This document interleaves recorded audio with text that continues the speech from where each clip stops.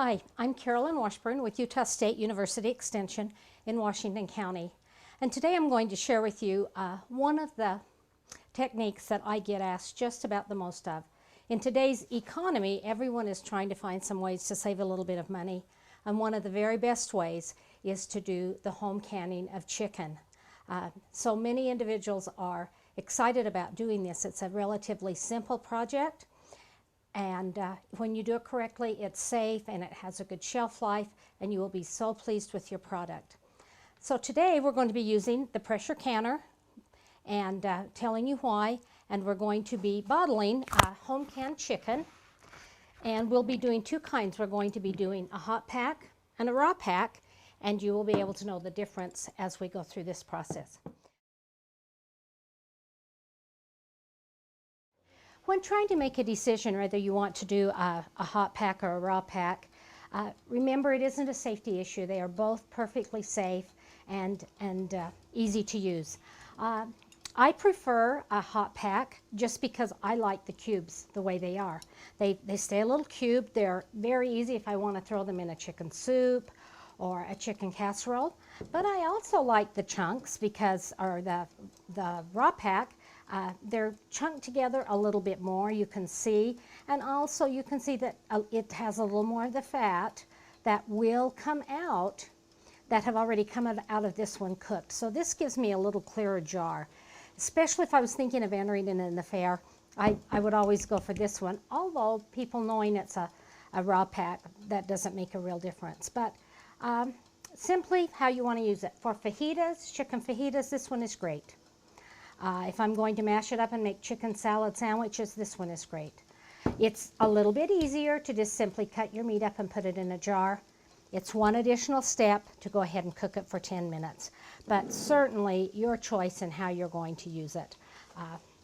Both of them are perfectly safe to eat. If you are ever worried about them, of course if you're worried that they have botulism, then you need to discard them. But one thing you can always do is open them and bring them to a boil for 12 minutes, 1 minute for each of the elevations. And here we're 12, so I would bring it to a rolling boil for 12 minutes before using it. That's only if I was worried about it. I can certainly open it, drain the juice off it, put it in a salad, make sandwiches out of it, because it would be perfectly safe to do that. So I want you to be excited about it and know that it's something that all of us can do when we have the right tools. First of all, we have to have our pressure canner. Not a water bath canner, but a pressure canner that is going to cook with pressure up to 240 degrees. The reason we worry about that is because the acidity of foods makes a difference in how we home can them. And if we're canning our fruits, up here, they have a lot of acid in them, and so if I cook them at 212 degrees, I'm going to kill any molds or bacteria, and so that's what they have. But when I get down to the bottom and I start to talk about my fruits and or my vegetables and my meats, I know that I have to cook at 240 degrees because I need to kill the botulism. That's what we're worried about, especially in our home canned meats. Now, I could water bath all day long and not get to 240 degrees because boiling water is 212 degrees. But when I put a product in a pressure canner, it's going to cook under pressure and it will cook to 240 degrees. And that's where I need to cook my meats. Today I'm using this little Presto. One of the reasons I've chosen it is it is lightweight, and it has something quite unique on the bottom if you have a glass top stove. It has a little lid so that this fits right on the element, and it leaves a little bit of space here that the heat can escape. Now that doesn't matter much on a regular stove, but on a glass top it will make the difference in it cracking. Now there's a drawback in using this one though, because I can only use it on a regular stove or glass top. I can't use it on a Camp Chef, which some of the heavier models I could use. So know what you're cooking, where you're cooking and what on, and what your needs are, because it makes a difference. If I were to use this on a Camp Chef outside or in the garage, I would warp it, and then it wouldn't be good for any more food processing. So know what your needs are. Today I'm going to use a dial gauge canner. This is what the dial looks like. I could use a weighted gauge. They're also available. The weighted comes in 5, 10, and 15, and when I pressure can, I always use 15 on my weighted. However, on my dial gauge, because we are in Washington County today, we're going to be cooking at 12 pounds of pressure. You'll need to check with your extension or your elevation to know how many pounds of pressure you're going to cook at. When we get our meat in processing, it will be for 75 minutes at 12 pounds of pressure. So it's going to take a couple of hours to cook it. You won't need to watch all of that. Once you have it on, then you sit and you tend it, but we'll see that today. I have my tools ready to go. I have a bottle filler. I have a jar lifter. Oh, such a need to lift those jars in and out of hot water and hot canners. I have a bubble wand and a lid lifter on the other end. That's a great little tool to have. I have my timer so that I can start timing. I have my jars, and my jars have been washed and sterilized, and now they're just keeping hot in a pan on the stove. I don't have to have them sterilized in boiling water right now, because by the time they cook for 75 minutes in a pressure canner, that completely sterilizes anything that was there. But I wash and sterilize them in a dishwasher or in soap and water. I've prepared my chicken so far by cutting it into chunks, removing the skin and the fat. I want to remove as much skin and fat as possible so that I have a good quality product when I'm done. And fat, the other thing with fat is fat will tend to go rancid, and your foods do not last as long if they have the fat on. So that's something that you always want to remove in your canning. A little bit adds flavor, but remove as much as you can. I'm preparing my lids right now. The lids are a little bit different than they used to be. First of all, you don't cinch lids down anymore. They're just finger tight. I have my water boiling on the stove, and now I'm going to turn it down to just a simmer and let my lids just simmer until I'm ready to use them. Putting them in the boil water, sterilize them, but if I boil them too long, they will go soft, and then they don't have a good seal either. And I have my rings that are washed and ready to go. So 2 things I'm going to be doing is a cooked hot pack and a raw pack. And I'm going to cook them both in the same pressure canner when they're done, because they still take 75 minutes in the pint jars. Now, if I was using quart jars today, that would be 90 minutes, but we're going to do pints. I had prepared my chicken by just simply cutting it into nice chunks. You want to be careful with sterilization on your chicken or cross-contamination, so make sure that you have some way of keeping your hands sterilized, and that you've washed and sterilized your cupboards, and that you're using cutting boards that have been used just for chicken, or at this time washed in between with anything else used. So I've got all of those things in getting prepared. Now, to see how easy it is, I took some of the meat that was already cut, and it has been cooking on the stove.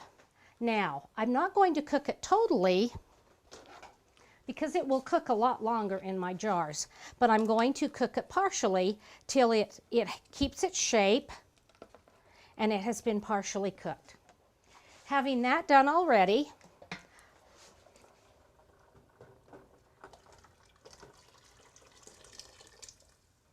I'm going to go ahead and remove my jar from the hot water. It's ready to go. I will use my funnel filler, and I can just simply drop my cooked chicken into the jar.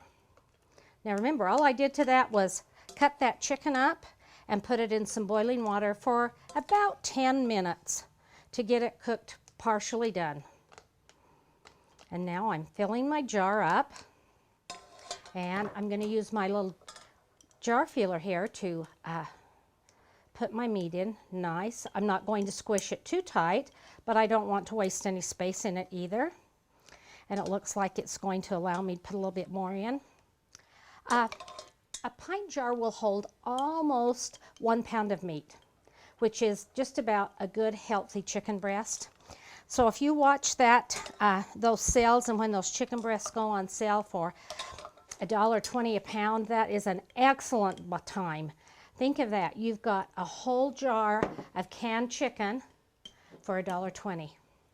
Much, much better price than a can of chicken that you're going to buy in the store. So, and not only that, but you made it yourself, and you can be so proud of what you did. Okay, so I have made a pretty good fill there. I think that's just one too many. And then, because when I did my hot pack, I have cooked it, and so I have removed a lot of the fat and the liquid out of it. So now that my jar is filled, I do need to go ahead and replace the liquid in it. So I can replace liquid with 3 items. I could just use some tomato juice over my chicken if I wanted to. And if I was going to cook it when I was ready to eat it in a tomato base, that would be great. I can use a bouillon, or I could simply use plain water.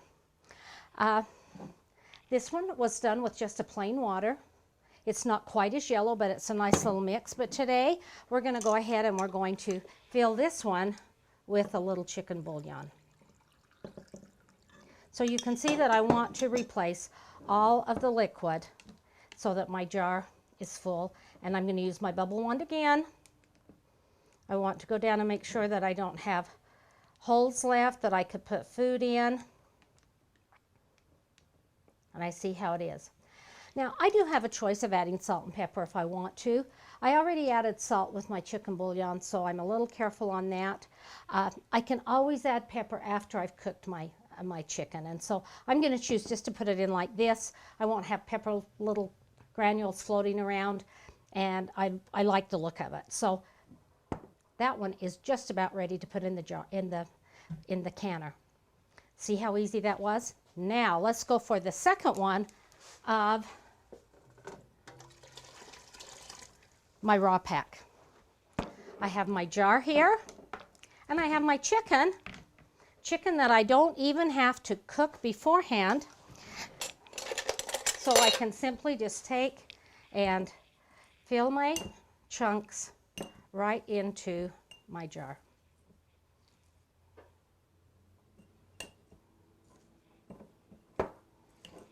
And I can push these down, maybe even a little bit tighter.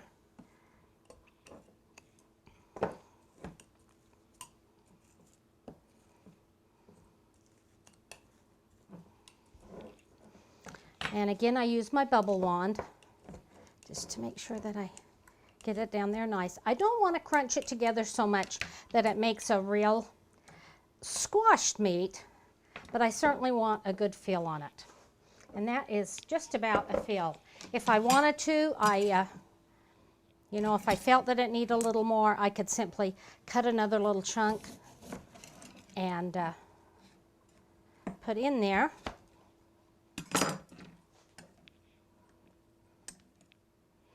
And because I'm not going to add any liquid to this one at all, it hasn't been pre-cooked, I haven't taken any liquid out of it, I don't put any liquid back in, but I'm going to choose to put just a little bit of salt in this one to give it some flavor. You know, we do know that salt is a flavoring.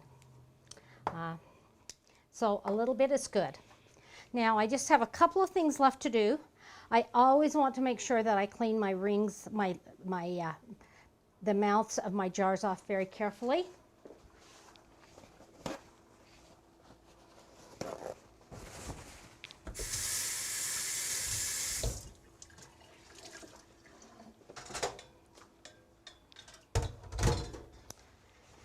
And a great way to do that is paper towels work very well. Some people may have special cloths.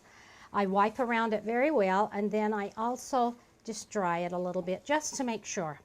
I'm doing this to double check that there is no juice or food left on the mouth that will prevent the seal from forming correctly.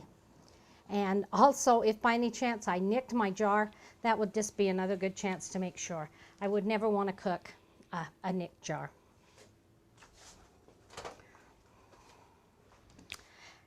And now I use my wonderful little lid lifter, wonderful, and I put a lid on my jars. I take my rings and I finger tight them on. I do not have to call a big strong man to come in and cinch them down for me. And if I do cinch them down, they will tend to buckle and they won't have a nice, that will hurt the seal on them. So these jars are both now ready to go in the canner. Was that slick? Your choice, a hot pack or a raw pack. They both cook together. So I have my pressure canner right here, ready to go. This one is ready because it has about 2 inches of water in the bottom. This is not a water bath. This is a pressure. And so I only put 2 inches of water in the bottom so that it's going to build up steam. I also have a rack in the bottom. I never want to set my jars directly on the bottom of the kettle. And so it has a rack there ready to go. I'm going to go ahead and put my jars in. Now in this canner, I could put 9 jars in the bottom that are pints or 7 quarts. And if I wanted to double stack my pints, because it is an 18 quart canner, I could put another rack on top of my pints and double stack them and be doing 18 pints, which is a great way to do a lot of meat at one time. So I have my water in, and my water is at about 180 degrees. Maybe even 150 because I'm doing both a hot pack and a raw pack, but I don't have to start that water at being just totally cold. It can have some heat in it, but I do not want boiling water. So make sure you don't ever put it into the boiling water. That can cause the jars to crack or heat unevenly, but it is all right to put them in warm water. 150 degrees is great. So I put that on my stove. I'm going to take my lid and go ahead and lock it down. And you can tell right when it locks because the handles match up. And now I turn it on high, and in about 5 or 6 minutes, I'm going to start to see steam coming out of my steam exhaust. And I'm going to watch that steam, and I'm going to let it exhaust for a full 10 minutes on high. Full 10 minutes, because I want to get any air out, all cold air out, and exhaust it. And once that is exhausted for a full 10 minutes, then I can go ahead and I can put my regulator on. The steam's going to stop coming out, and now I watch it, and the steam is going to start my dial going up. This is also going to raise, because it's going to lock into place to prevent you from being able to open it when it has steam inside. And you know, people used to be really worried about pressure canners blowing up on them. But if you follow these instructions and you watch them, I just don't think it's going to happen. So I let it another about 10 minutes. As it starts to get up to 10, I'm going to go ahead and turn it down a little more to a medium. And as it gets to 12, it will probably be on a medium-low temperature. On my stove, it has numbers, and I cook it right between almost a 3 and 4. And once I get it to 12, the stove holds it pretty constantly.